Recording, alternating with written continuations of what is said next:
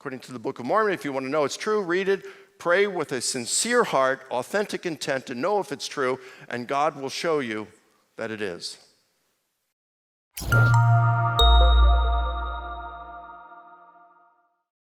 How about Mormonism? In the Book of Mormon, Moroni, chapter 10, verse 4. And when ye shall receive these things, I would exhort you that ye would ask God, the eternal Father, in the name of Christ, if these things are not true. And if ye shall ask with a sincere heart, with real intent, having faith in Christ, he will manifest the truth of it unto you by the power of the Holy Ghost. According to the Book of Mormon, if you want to know it's true, read it. Pray with a sincere heart, authentic intent to know if it's true, and God will show you that it is. Well, I took that test. You see, I don't think that we have to fear truth.